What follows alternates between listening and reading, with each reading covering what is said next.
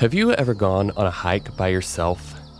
And although you were enjoying the serenity of Mother Nature, you couldn't quite shake this feeling that maybe you were being watched? You turn around and look behind you now and then, just to make sure. And despite this eerie feeling, there's nobody there. Maybe a squirrel rustling through the leaves or a bird flying overhead. Sometimes it's just a feeling we get.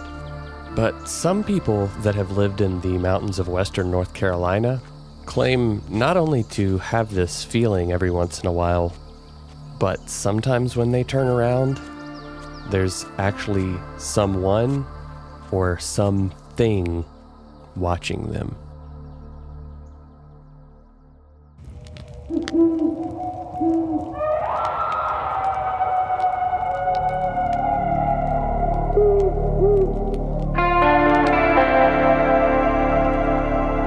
The Appalachian Mountains are some of the oldest in the world, and we just happen to live in them. One thing we can tell you, there are ghosts in the mountains.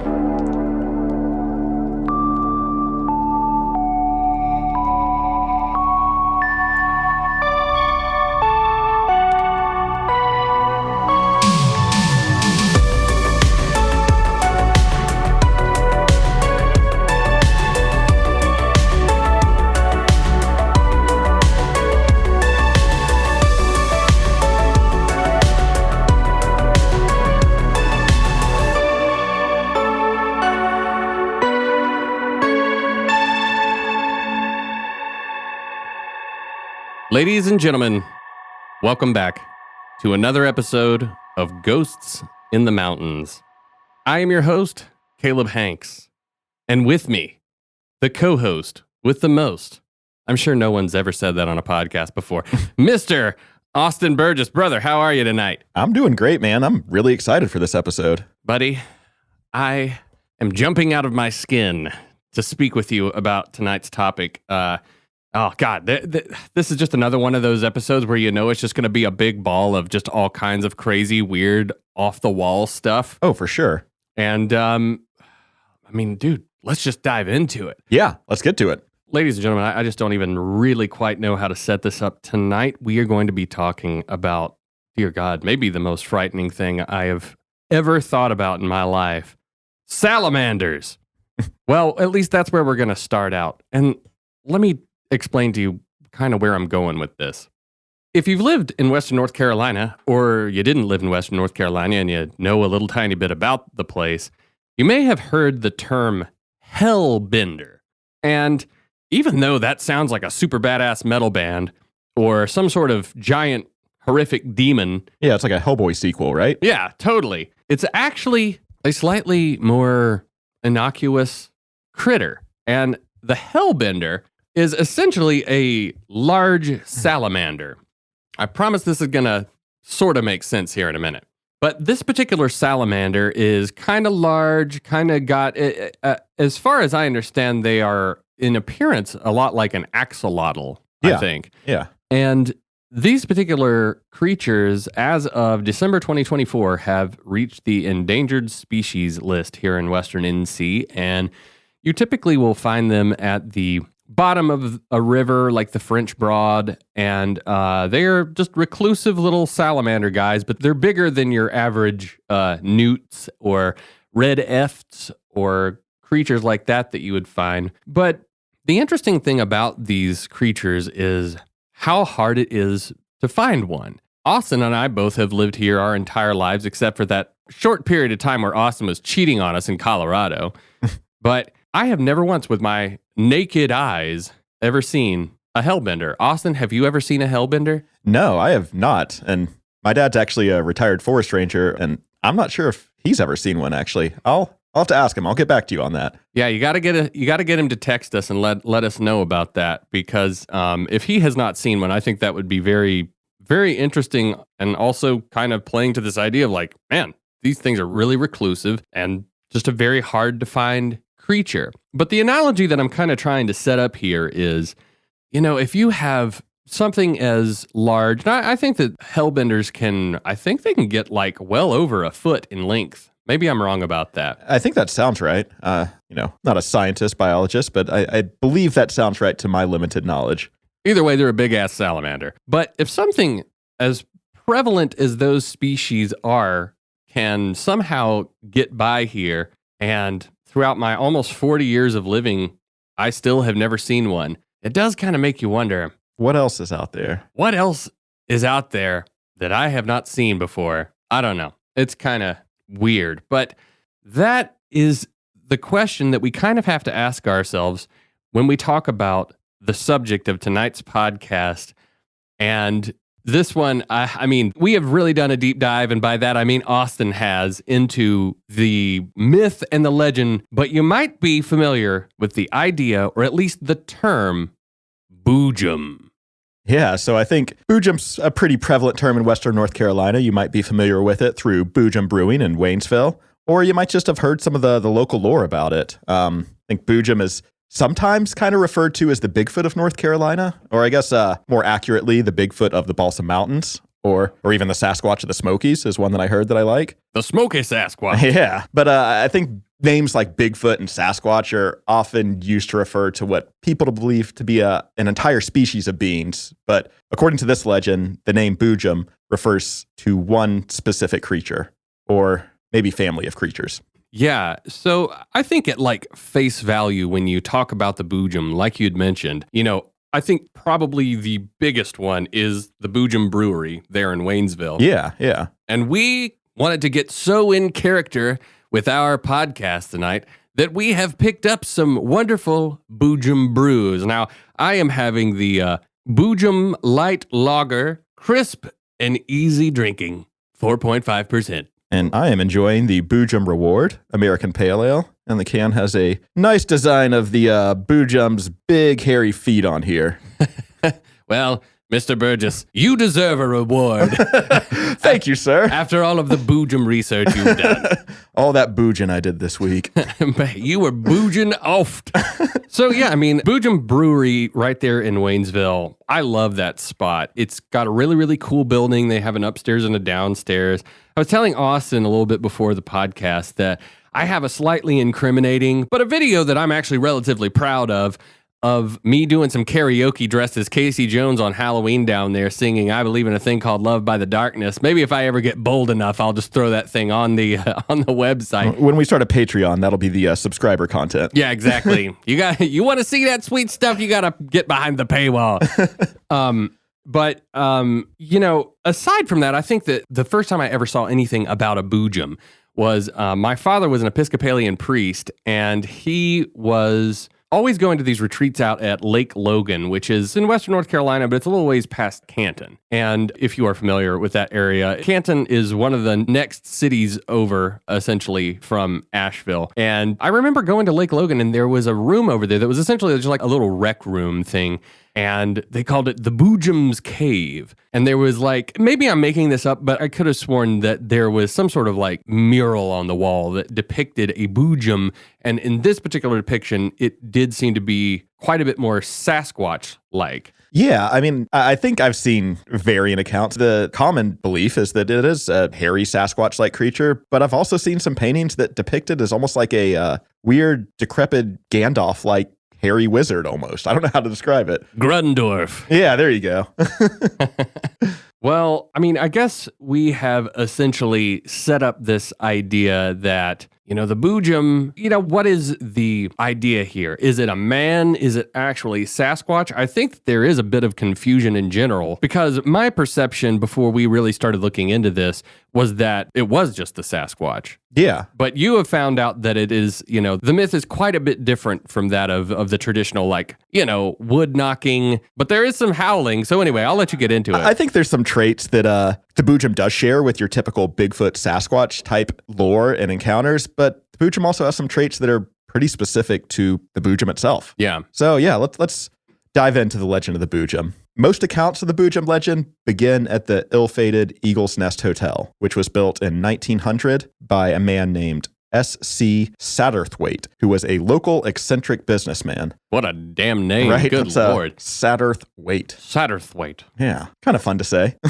Yeah, it actually is. So anyways, the luxury hotel sat on a ridge at the southern end of the Balsam Mountain Range, overlooking the town of Waynesville below. Patrons would often visit the Eagle's Nest Hotel to escape the summer heat and the cool mountain air. Some even believed the mountain air to possess healing properties, which I think is a pretty common thread we're seeing in a lot of these Western North Carolina paranormal stories of how a lot of these people were drawn to the area. People love to heal here, man. Yeah. So anyways, soon after opening, the hotel guests began to report hearing grunting, hooting, lip smacking, and just other unexplained vile noises coming from the woods surrounding the resort. Lip smacking. Lip smacking. Oh my God. That's a creepy. perturbing noise. Dude, can you imagine you're just like hanging out trying to smoke a cigar on the back of you're just like at your hotel like, who is this creep? Yeah, that's quite the disturbing sight there. Some guests have even claimed to have seen a strange hairy creature that they believe to live in the area somewhere below the hotel. Both guests and locals began to refer to this creature as the Boojum, with some claiming the beast to be as ancient as the hills. Not quite a man, but not quite an animal. The Boojum stood 7 to 8 feet tall and was covered in thick, shaggy gray hair, except for his human-like face. One report describes the beast as, and I quote, half man, half ape, half bear, half raccoon, and yet none of these. It's simply the Boojum. Which I think is the most hilarious man, bear, pig ass description I could think of. That's like, I was just about to say, like, well, I guess we were man, bear, pig country before man, bear, pig country. Right. It's like, it can't be half all those things. Is it half man ape and half bear raccoon? Or half raccoon ape and half bear man? I love that they just throw in raccoon as like a tack on. Right? Yeah, like I guess that's the tail. I don't really know where that one came from, but dude, the Boojum's gonna be sitting here listening to this episode so bummed. Well, while the creature was generally thought to be harmless unless he was threatened, he did have his own vices. The first of those being that the Boojum was obsessive about hoarding gemstones. I love gold. Yeah, the Boojum was just old Greg. And dude, if the Boojum drinks Baileys, then he has good taste.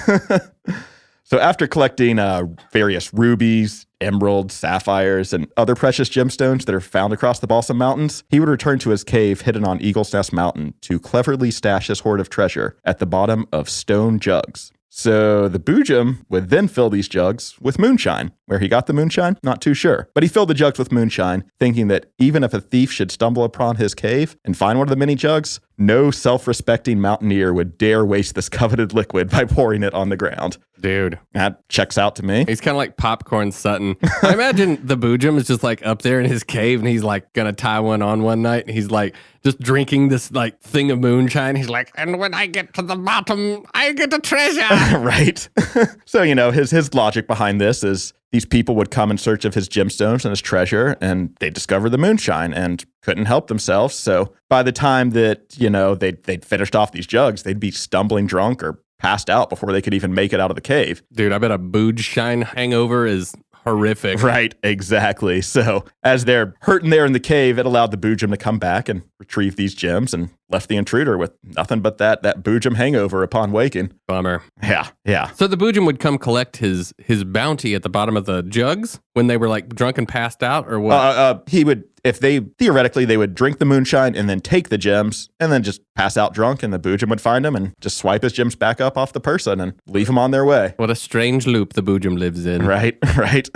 So, as I mentioned, the Boojum had a few vices, gemstones not being the only one. The Boojum also had a pretty bad habit of spying on women as they bathed in nearby mountain streams. Yeah, this is where the Boojum kind of lost me when I was reading it. Because at first I was like, okay, he's kind of like, and if you're, come on, if you're a big old nerd like me and you've like read Tolkien and you know about Radagast the Brown, I guess he was in like the newer Hobbit movies, but like Radagast was just kind of like this, I don't want to call him feral, but he was like very much woolly like, man. Yeah, the woolly man. He had like bird shit all over his hat. That's such a good comparison. I didn't think of that parallel, but that's a great analogy. Yeah, I mean, I was like digging into the lore when we first started researching this episode, and I'm like, man, I kind of dig this. It's like kind of a Zen existence of he just like goes out through the mountains, he lives in nature, it's super pretty, he like goes into the streams and finds little bits of gold and little rubies and little gemstones, and he hoards them in a cave, and I was like, that actually sounds like Zen as hell. Yeah. And then I'm like, and then he's spying on ladies bathing, and I'm like, oh my God. Boojum's kind of a perv. God. I bet Boojum was at some of the P. Diddy parties.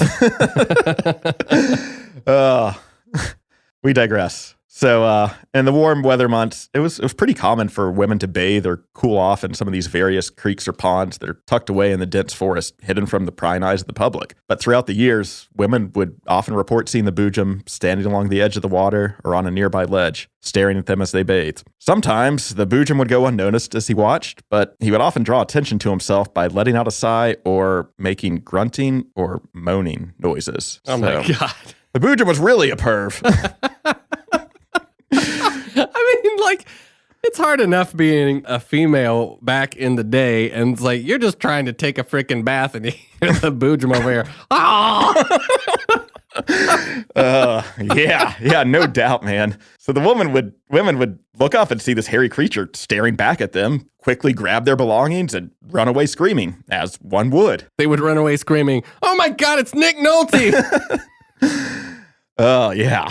So this would lead to angry men and other family members forming these mobs in an attempt to hunt the creature, but to no avail. Reportedly, guests of the Eagle's Nest Hotel would also organize hunts for the Boojum, and sometimes even just look for his stashes of treasure hidden within the mountains, but also to no avail. But legend has it, there was one local girl named Annie, sometimes referred to as Maggie in some versions of the story, that was not at all frightened by the Boojum. And you know, I go back and say, I think about 90% of the accounts I found named this girl as Annie. A couple of them listed her as Maggie. And I don't know for sure where that came from. My best guess is that they tried to tie in Miss Maggie, the mascot of the nearby Maggie Valley, somehow tying that into the lore of the Boojum, but not too sure. That's my best guess, though. Anyways, one day, Annie was bathing in a stream tucked away deep in the woods of Eagle's Nest Mountain. She looked up to find Boojum staring right at her. Instead of screaming and running away, she looked into his sorrowful eyes and found herself mesmerized by the creature.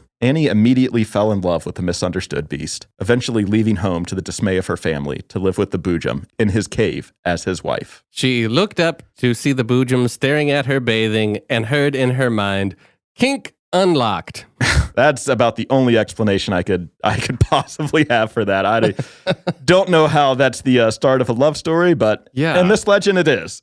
All right, we'll roll with it. So the Boojum also deeply loved Annie, but he never lost that obsession for precious gemstones and would frequently sneak off at night, leaving Annie alone in the cave while he searched for more jewels. Upon awaking, Annie would go out and search the woods for Boojum, using a call that was described as a mix between a wild animal screech and the hoot of an owl. The Boojum would mimic the call back to her, hooting back and forth to follow the sound of each other's voices until they were reunited in the woods. Or at least that's what people thought until they found out what owls were. Also a good theory. Honey, I love you. It's those damn rubies. That's the one vice. So once locals began to hear these hooting sounds more frequently, they began to kind of become aware where they were coming from, becoming familiar with Annie's calls, and they developed a nickname for her and began to refer to her as Hootin' Annie. According to North Carolina folklorist John Paris, this is where the term Hootin' Annie originated, which is a term used to describe a party or a large gathering, often associated with music. Yeah. Go on. Tell me more. Tell me more about the origin of the Hootin' Annie. We'll circle back to the origin of the Hootin' Annie. Yes, please. But one night, the Boojum never returned home to Annie. After months of unsuccessful searching, Annie became convinced that the owner of the Eagle's Nest Hotel had captured the Boojum, or worse, in an attempt to, rid his guest of those lip-smacking noises and the hooting that they were frequently hearing, disturbing their rest and sleep. I ain't gonna stay another night here with all that hooting and smacking. So what happens next kind of varies from account to account, but in 1918, the Eagle's Nest Hotel mysteriously went up in flames and burned to the ground. Some speculate that a grief-stricken Annie set fire to the hotel as an act of revenge. While Annie was reportedly never seen again after the fire, they are still tales of tall, shaggy creatures roaming the Balsam Mountains to this day, leading some to believe that Annie and the Boojum might have started a family of their own. Creepy. I mean, beautiful. Yeah. We'll go with beautiful. So that wraps up the general telling of the legend of the Boojum. So, I'm sorry, but it's like, I don't know. There's just some stuff in there that just makes me laugh a lot because it's like, this whole scene of like Annie is like bathing and she looks up to see some weird teary-eyed Boojum. And that won her over. Yeah, it's like, okay. I mean, hell, I guess it was hard to find a man back in that day. I guess so, but everyone has their type and Annie just happened to find hers, I guess. Now, as Austin and I have kind of found our stride with this new show, Ghosts in the Mountains, and figuring out how exactly we want to, just approach these topics, we've kind of found ourselves diving into a lot of the folklore of like common ghost stories and stuff like that. And this one is,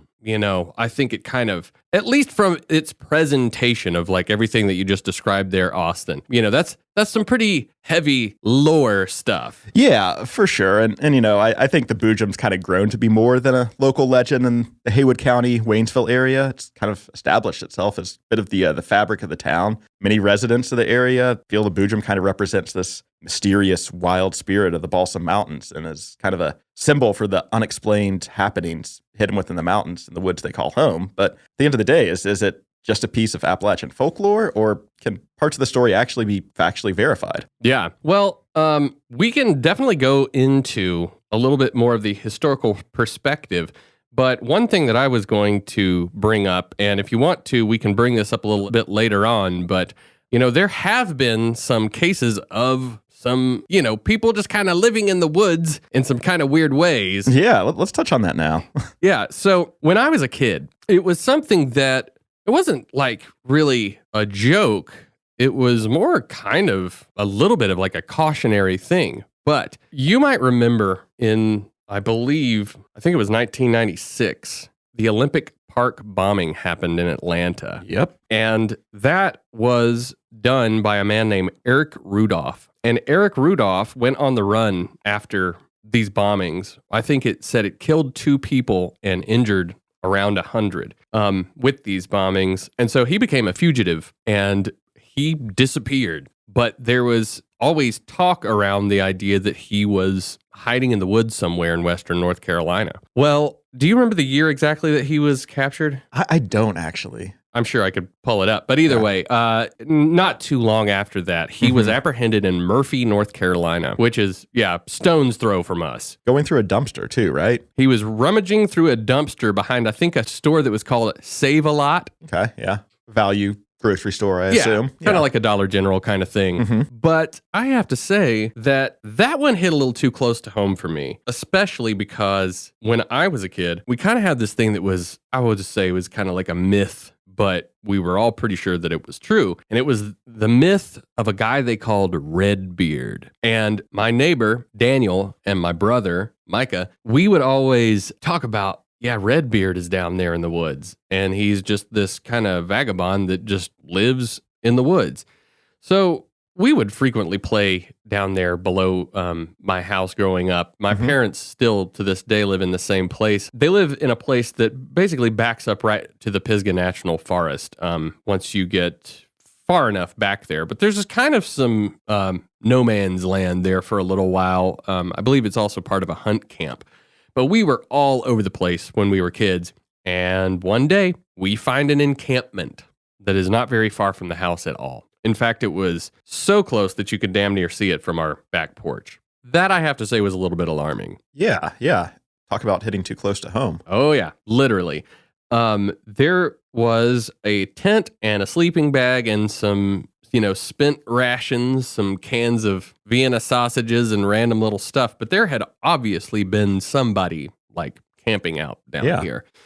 The vegetation at certain points of the year could get pretty dense. over there, so it wasn't always easy to see this. I mean, we never saw him down there with our own eyes, but I think some of our neighbors and surrounding people did claim to see him walking through the woods every once in a while. So creepy. Whether he had malicious intent, which I doubt that he did at this point, nothing ever happened around the area. Well, not nothing ever happened. There have been some pretty significant and pretty horrific murders that have happened in the Bent Creek area and the Blue Ridge Parkway, which we could get into that at a different point. But It just goes to show that when you live in an area where the vegetation in the forests are so dense and you have these long stretches, I mean, just vast stretches of area where there's literally nothing but woods, you never really know like who or what could be hanging out in there. And again, I mean, you literally had a mass murderer living in the woods around the surrounding areas of Murphy, and I'm sure he was a bit nomadic in his time that he was hiding out. That is some truly disturbing stuff. So, I mean, no joke. The idea of this lore here of the Boojum, sometimes when you look at the reality of situations that actually have occurred, I mean, that, obviously these people are nothing like this Boojum character other than the fact that they have just like dwelled in the woods. But it is still, to me, maybe just because of those experiences that have happened around here, it is a slightly hair-raising thought. Yeah. And it kind of leads to the question of, does the legend of the Boojum borrow from, your traditional Bigfoot Sasquatch stories, or does it borrow more from some of these feral men, beings, humans living in the woods? Maybe a little bit of both. Yeah. And I will say this is probably some fodder for something we speak about a little bit later on. But if you ever follow some of the work of David Paulides, he, I think, kind of touches on the ideas of these feral people every once in a while. And that is some really wild stuff. Oh, yeah. I can imagine. But for right now, let's dive a little bit more into the idea of the Boojum. And Austin, you are the research man.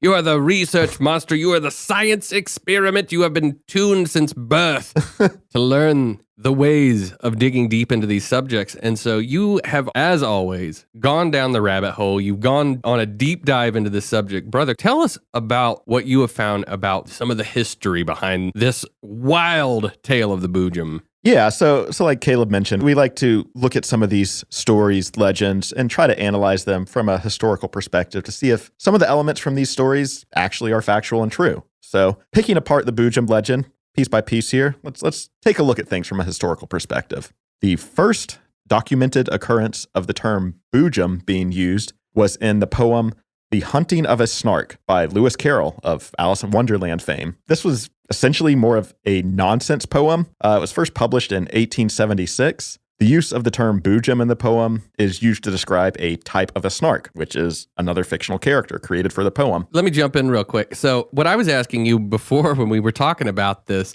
I was asking if the snark was anything like a snipe. And are you familiar with the idea of a snipe? I'm not actually. So have you ever heard of the term snipe hunting? Can't say I have. Okay, so I don't know where this originated, but snipe hunting is an activity. It is a hazing ritual to where they take somebody's little, green behind the ears or whatever, if that's the saying, and they tell them that they are going to go out into the woods at night. And there's a very, very rare bird called a snipe, but the snipe only comes out at night. Is this starting to make sense for you? It's ringing a bell. I think I might have heard different variations of this tale, but yeah, I think I'm familiar. Yeah, so I mean, that essentially is the thing. And so I was like, so is this thing of the snark? I was like, it just sounds too close. I was like, is this their version of this ritual? But anyway. And from what I found, that the snark in this fictional nonsense poem was essentially kind of a cross between a snake and a shark. So, that old thing. Yeah, that thing that everyone's familiar with. So again, this poem was pretty much nonsense that Lewis Carroll just created to throw out a bunch of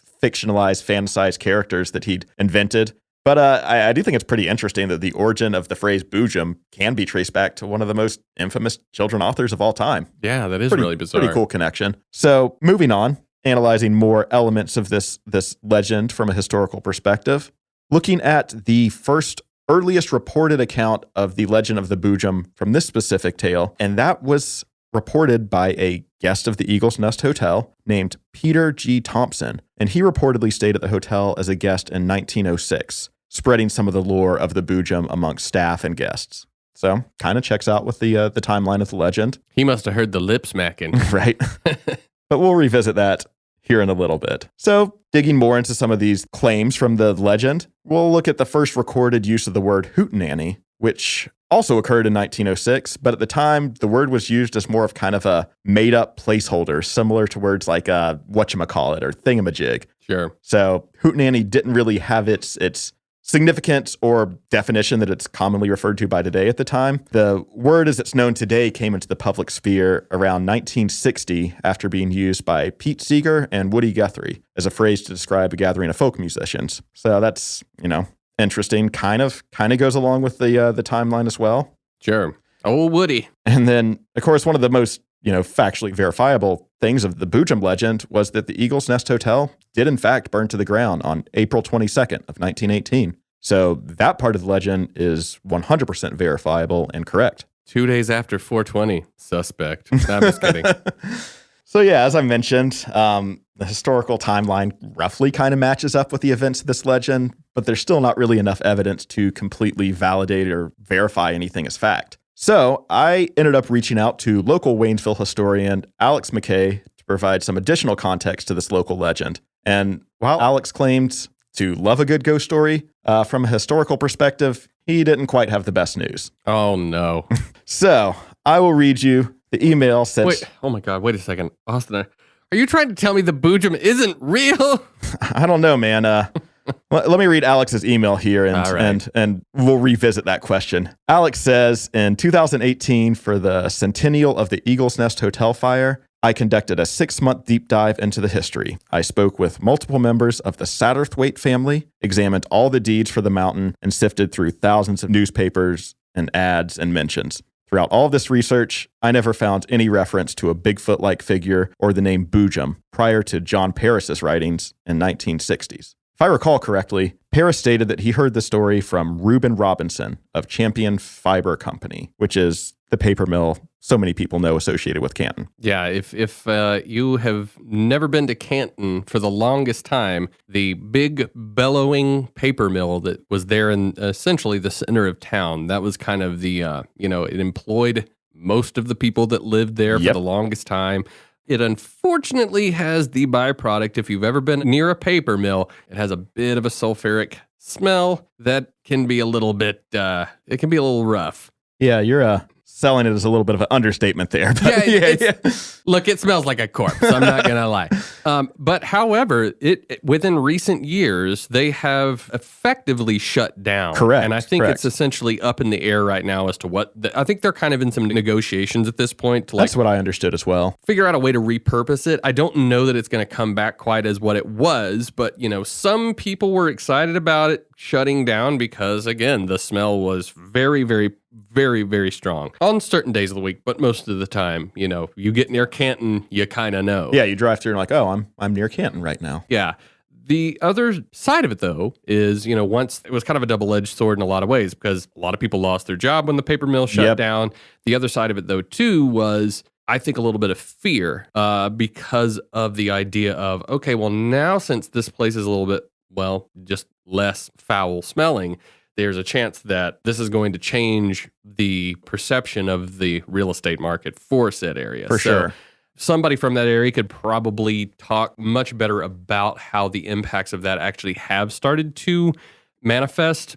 But Canton is definitely going through some changes in the most recent years. So anyway, please go on. Sorry for the tirade. No, you're good. Jumping back to Alex's story here. Paris claimed that he'd heard the story of the Boojum originally from Reuben Robinson, who worked for Champion Fiber. But Reuben claimed he'd been told the story by higher-ups in the Champion Fiber Company after moving from Ohio to Canton. And Alex believes this is where the story originated, as none of his historical mentors who grew up in the Haywood County, Canton, Waynesville area between the 1910s and 1940s had ever heard of this story or legend of the Boojum as young children. Alex goes on to say, my family owned the Piedmont Hotel, which was at the base of Eagle's Nest Mountain, and this was a tale that they never encountered throughout all their time owning the hotel. Most of the local ghost stories in the immediate area focused on Green Hill Cemetery and the abandoned Grimble House on Grimble Drive. So, some possible subject matter for the future there. Yeah, interesting. And Alex goes on to wrap it up, saying that he'd wish he'd found more evidence that the story was older, but unfortunately, he didn't. And kind of leaves a little bit of a doubt and suspicion about the historical accuracy of the Boojum legend after Alex really did a really impressive deep dive into the history of this area and the legend itself. And got to give a shout out to Alex. Thank you for passing along this information and sharing your hard worked research with us. Yeah. Also, thanks for like getting back in touch in such a timely manner. Right. Yeah. This is a weekly show, and Austin and I both like work full-time jobs, and it's hard to get the stuff together. So that was an incredible Boojum boon to us. Yeah. So I wanted to take the information that Alex shared with us and try to dive a little bit even deeper into this to try to figure out where some of these contradictions with the Boojum legend and his account, historically accurate account, is coming from. Yeah. So with the writings of John Paris in the 1960s being the first documented account of this legend in writing, it definitely adds some speculation to the claim from Peter G. Thompson in 1906 that he saw the Boojum while staying at the Eagle's Nest Hotel and was, a big part of kind of spreading that lore. And he was just a lip smacking away.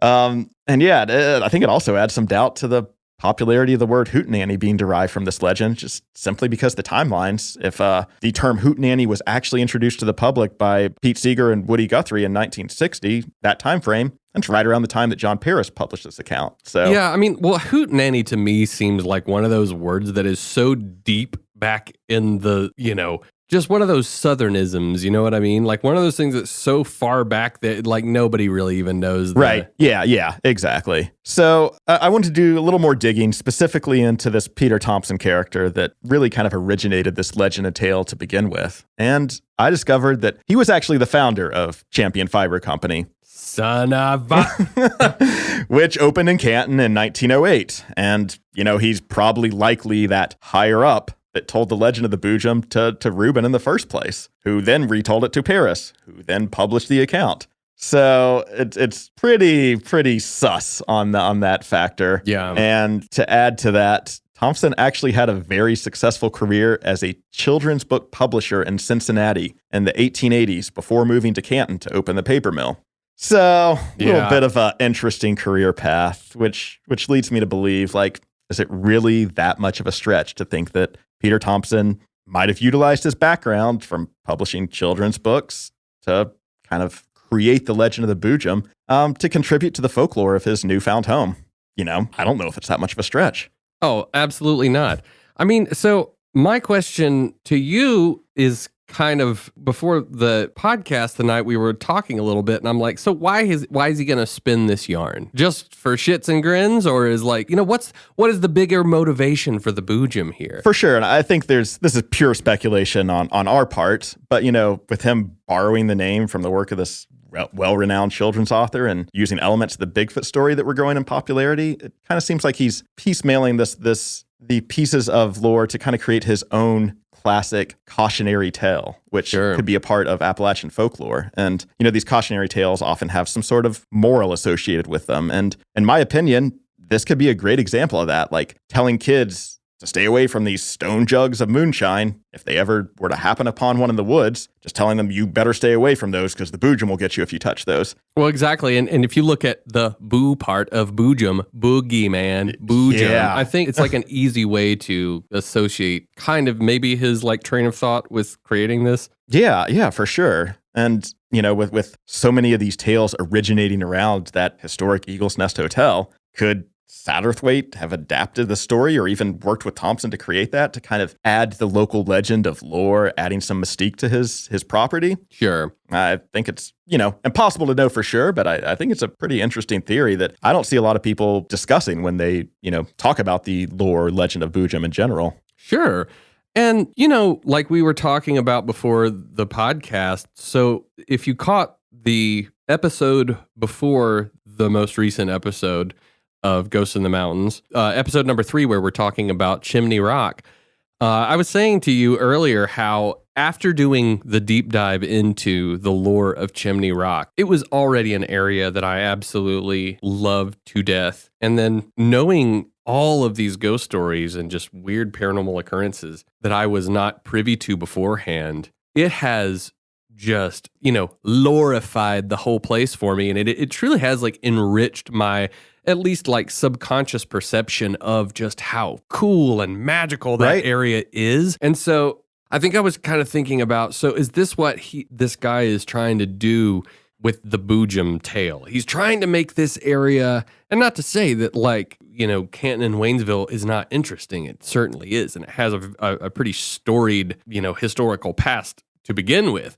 But it was kind of this thought of well, is he just taking this to try to just stir some stuff up, make this area a little bit more fun and appealing and odd, just kind of more of a spectacle. Right. And I definitely think that's a possibility. Of course, as someone owning a hotel, that's all the motivation in the world to add more lore and mystique to his property. So give people a reason to come visit. Yeah, exactly. So maybe Satterthwaite and Thompson might have been in cahoots on this. Who knows? One of the other theories that, I'd be remiss without discussing is this is kind of an attempt at whitewashing some of the history of the area, trying to brush aside some of the dark history of taking the land from some of the Cherokee and Native Americans that inhabited the area before the white settlers came in. Yeah, unfortunately so. Yeah. Because this was their land. Right.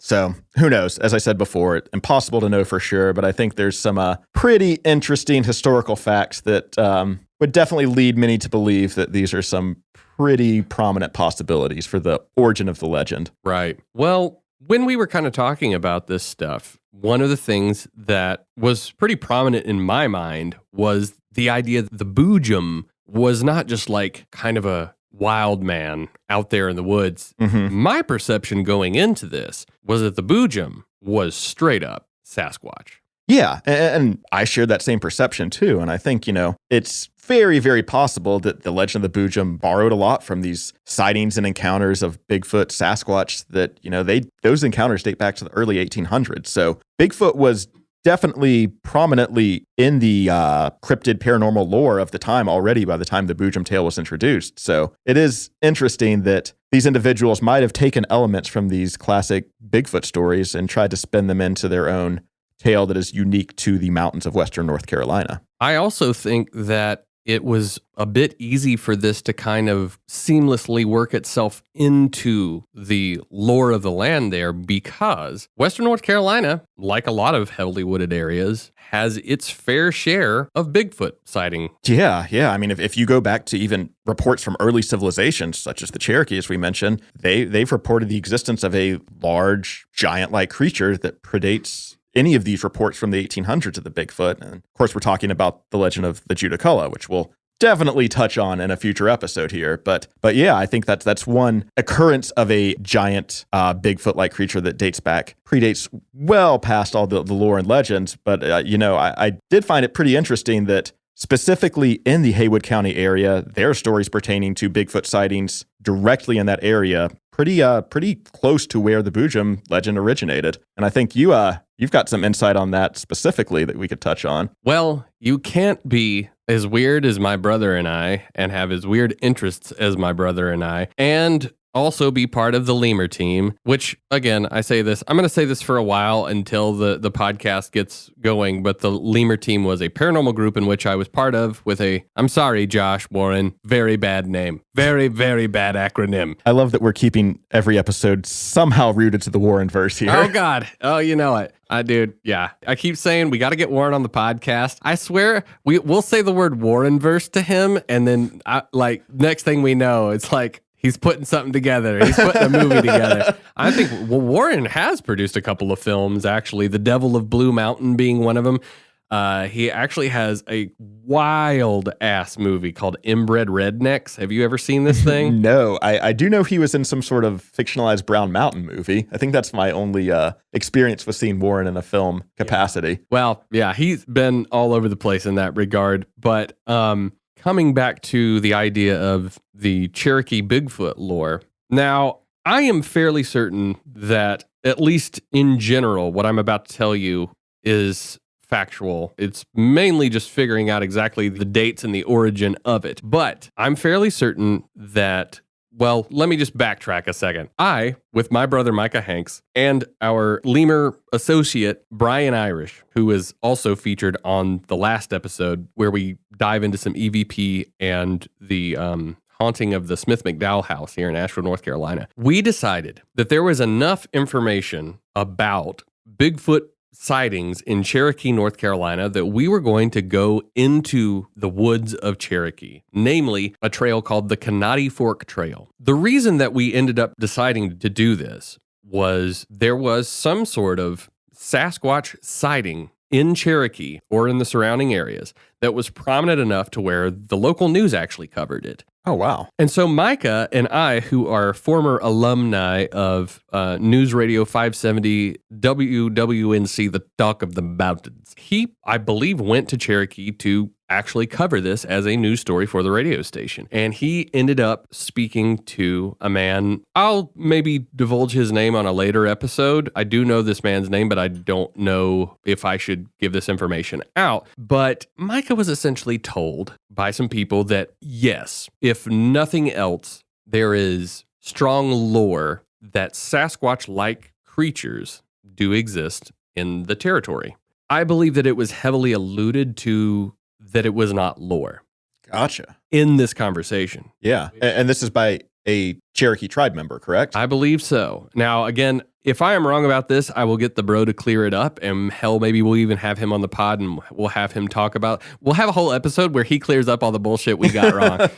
But, he was intrigued enough about what he was told about Sasquatch potentially being in Cherokee to where we decided we were going to book a cabin and we were going to do a pretty intensive exploration and expedition looking into this potential phenomenon. So Micah, myself, Brian Irish, and former employee of 570 AM, Manny Creech, also known as the Creature, we all headed up to Cherokee and we stayed for a weekend. And during the day, we went and scoped out the area. We hiked very far up to the Canottie Fork Trail.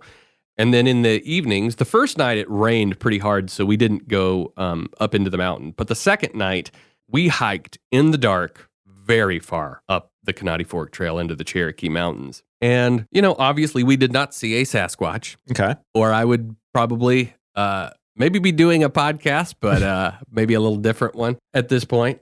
But one thing that we did experience, and I personally was the one that heard this first and mentioned it to the crew, was I started hearing down through this valley, because we'd gotten pretty high up on the trail. Mm-hmm.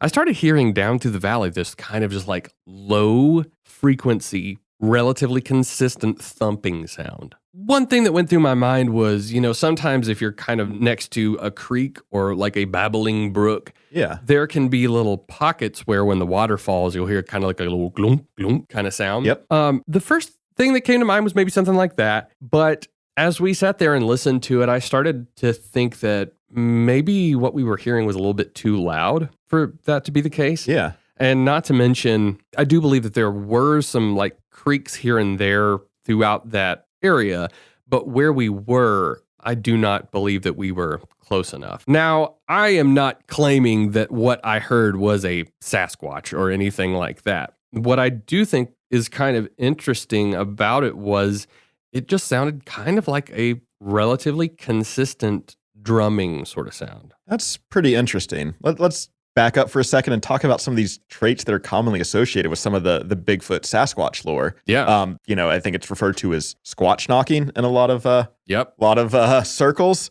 which refers to, from my understanding, a Sasquatch using some sort of branch or tree limb to knock on other surrounding trees, almost using that as a call in a kind of rhythmic drumming-like pattern. And or intimidation, man. Intimidation. That's interesting. Yeah. I mean, there's a lot of strange stuff. Well, I think the biggest thing that ties the Boojum in lore to a Sasquatch is hooting, the howling. Yeah, because that's I think it's called whooping in Bigfoot lore, but yeah, something like hooting, that. Whooping, Victor Wooten, who knows? So, I mean, dude, if we had been out there on the Canottie Fork Trail and had heard anything to that regard, I would have just been, I don't know. I mean, it's interesting because, obviously I think you have put together some pretty compelling evidence that the vast majority of the Boojum is more than likely folklore.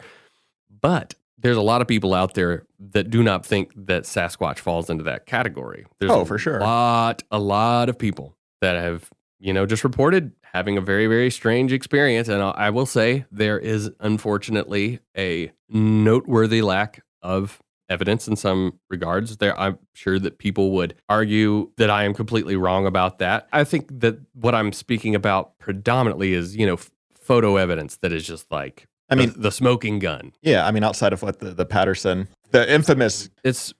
That is something that I go back and forth on all the time. And like, sometimes I look at it and I'm like, pretty interesting. Sometimes I look at it and there's just certain little aspects of it that really kind of make me scratch my head and think maybe this actually is a hoax. But that being said, my brother has done a ton of research about this stuff. And I think that there actually is a pretty heavy amount of evidence that would point towards if Bigfoot doesn't exist, that at one point, maybe that species did. All that being said, not to get too far off on that tangent, in general, the expedition was fruitless, as most Bigfoot expeditions do unfortunately turn out to be. But I will say, being up there in the dark, in the middle of the mountains where Sasquatch has been reported, and hearing kind of an eerie, almost ghostly Cherokee drumming off in the distance of the mountains, the thing that I was kind of left with was, I don't think it sounds like anything that would be Sasquatch related, but it did, in my mind's eye, kind of put together images of a ghostly Cherokee indigenous person playing his drum out through the mountains. Yeah, I like that theory. In my mind, of course, everything in our topics always circles back to the little people, but that's the thing. Maybe so. Well, Cherokee is a very sacred land. Yeah. It is home to the Cherokee people, their traditions, their lore, their lifestyle. I mean, it is palpable as you go through there. These people have gone through so much. And I mean, I think that Cherokee is an incredibly magical place. And the more that you and I have looked into the lore, the way that the people that were at the museum there were speaking to you about the little people and just saying that one lady, I don't think she was working at the museum, but the one lady you came in touch with, and she was essentially saying, if you do run into the little people, be nice to them.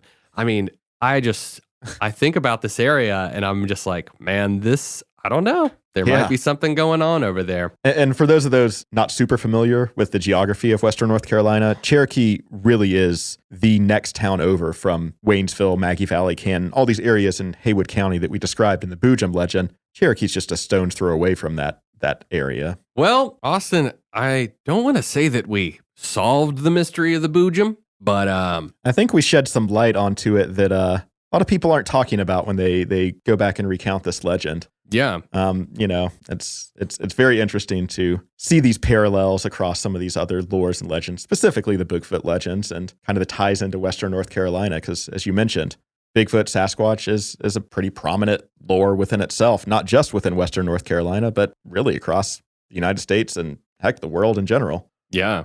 Well, my man, I think the more that we investigate Cherokee and the surrounding areas, dude, I think this whole thing is just going to get stranger and more real, maybe. Yeah. There's quite a distinction between the Appalachian folklore, with an example of something like the Boojum, and these Cherokee legends that are such deep-rooted stories that, in the Cherokee time, they didn't really have a distinction between the real world and the supernatural. It was all one thing to them. Yeah. So it's interesting to see the crossover, but it's even more interesting to explore these Cherokee legends that might have a little more historical prevalence than some of these fabricated Appalachian legends. Sure. Well, closing thoughts on the Boojum, my man. Whether we disproved anything, I don't know if it's completely relevant, because the lore of the Boojum is such an ingrained part of Western North Carolina, specifically Haywood County, that I don't want to take away from any of that. I don't want to take away from what really inspired Boojum Brewing to start their company.